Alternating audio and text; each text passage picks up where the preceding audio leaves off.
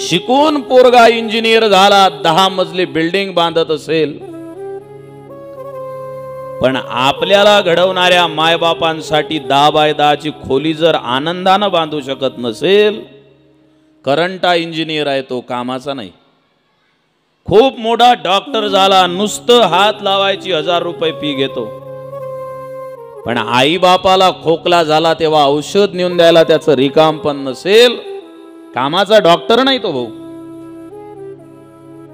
खूप मोठा शिक्षक झाला, ए फॉर ॲपल वाला, पण आईनं लहानपणी क कावळ्याचा असतो, ख खटाऱ्याचा असतो, ग गणपती बाप्पाचा असतो, हे शिकवलेलं जर विसरत असेल, काही कामाचा शिक्षक नाही तो.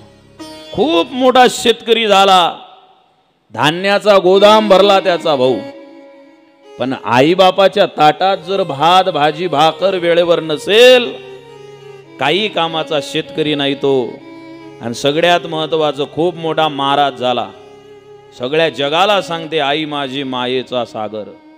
आणि मायबापांवर जर त्याचं प्रेम नसेल, आमच्यासारखा बोंबलत फिरत असेल, पण आई वडिलांवर जर प्रेम नसेल तर त्याच्यासारखा बोगस कीर्तनकार नाही कोणी. पोरगा कीर्तनकार बनो, इंजिनियर बनो, वकील बनो, डॉक्टर बनो, मास्तर बनो, आईच्या संस्काराची आणि उपकाराची जाणीव असेल तर माणूस आहे तो. नाहीतर आकृती माणसाची आहे आणि प्रकृती राक्षसाची आहे. लक्षात ठेवा प्रिय सज्जन मायबाप, आईशिवाय माणसाच्या जीवनाला तरणोपाय नाही, आईशिवाय संस्कार नाही, आईशिवाय प्रेम नाही.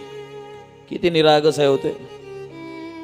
मी खेड्या गावात राहत होतो आधी, एका बाईचा पोरगा रात्री दारू पिऊन आला, आणि ते आता दारू पिणार ते काय सरळ रस्त्यानं थोडी चालत येत, ते 12 फुटाचा रस्ता, त्याला आकूड पडते, पहिलं पाऊल इथं, दुसरं मध्ये, तिसऱ्या पावलाला गटारीत, आणि तिथं जाऊन गटारीत पडल्यावर म्हणते ते सरपंचानं रस्ता आखूड बांधला, त्यानं रस्ता बरोबर बांधला, तू पाणी कमी टाकलं आज.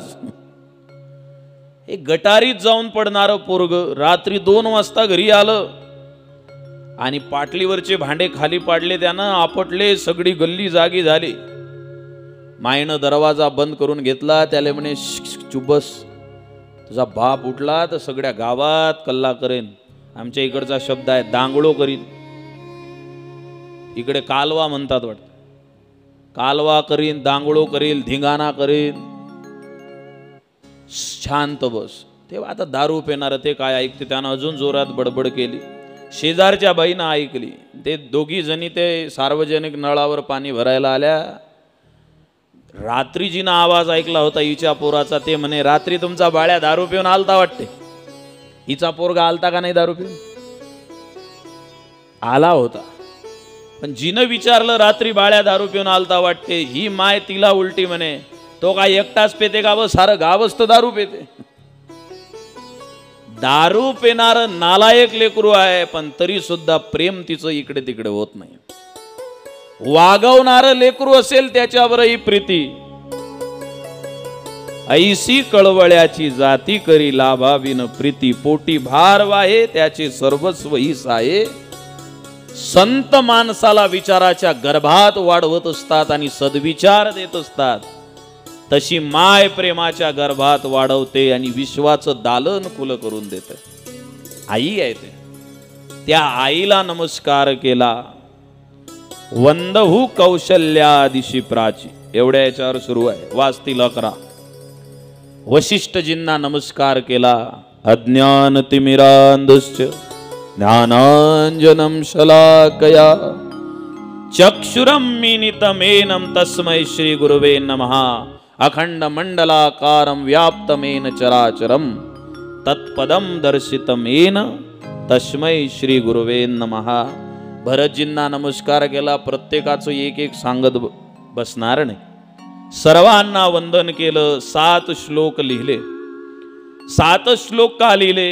आमच्या महाराजांना विचारलं. गुरुजी म्हणाले 7वा अवतार भगवान परमात्म्याचा आहे. 7 श्लोक लिहिले. 7 श्लोक लिहिले. सोपान कसे आहेत कालच्या कथेत आपण पाहिलं. त्या 7 श्लोकांमधून वंदन केलं. आणि या कथेची पूर्व पेटिका संपल्यानंतर मूळ कथा भाग सुरू झाला. ही कथा ऐकण्याकरता, या कथेला श्रवण करण्याकरता किती गरज आहे?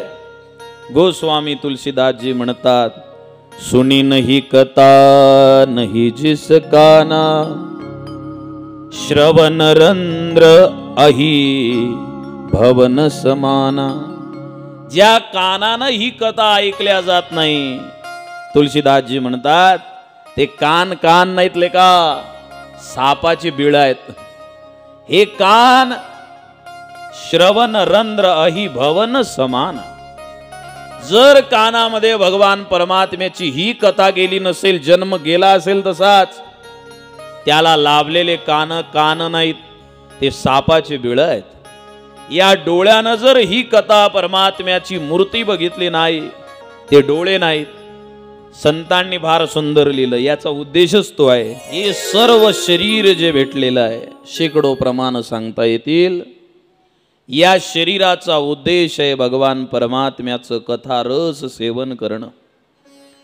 डोळ्यांनी त्याची विग्रह मूर्ती पहावी, कानांनी श्रवण, कान त्याची गुण श्रवण करण्याकरता श्रवण भेटलेले आहे.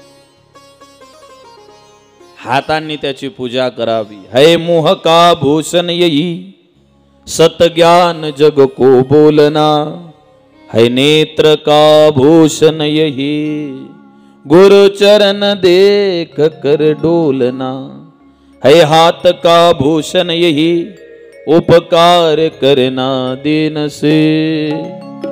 है देह का भूषण यही, रहना जगत में लीन से. हे शरीर त्याकरता भेटलेलं आहे आणि म्हणून याचा उद्देश तो आहे. माऊली म्हणतात, हे विषयामध्ये गुंतवण्याकरता नाही, याचा स्वभाव झाला. या विषया वाचूनी काही, जगी अन्यता रम्य नाही. हा स्वभावची पाही इंद्रियांचा. ज्ञानोबाराय सांगतात ज्ञानेश्वरीत, याला ती विषय प्रिय वाटत असले, याशिवाय काही रम्य जगात नाही असं वाटत असलं तरी याचा उद्देश त्या विषयांचं सेवन करणं नाही आहे. भगवान परमात्म्याचं सेवन, चिंतन, मनन, त्याचं दर्शन, पूजा अर्चन वगैरे करण्याकरता आहे. अशी महान कथा कोणत्या ठिकाणी त्याचा आरंभ झाला?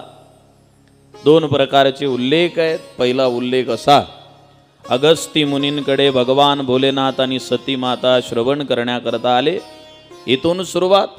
दुसरा उल्लेख, त्या प्रयाग क्षेत्रामध्ये हजारो साधू संत मुनी त्या ठिकाणी येतात. तिथं भारद्वाज मुनी बसलेले आहेत आणि एक महात्मा सभेमध्ये चालत आले.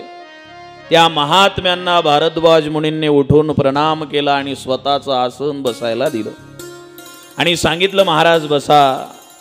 त्या सर्व साधू संतांनी वृंदांनी विचारलं, हे कोण? हे याज्ञवल्क्य आहेत, यांच्याकडून ज्ञान श्रवण करूनच आम्ही या रस्त्यावर आलेलो आहोत, सद्गुरू आहेत.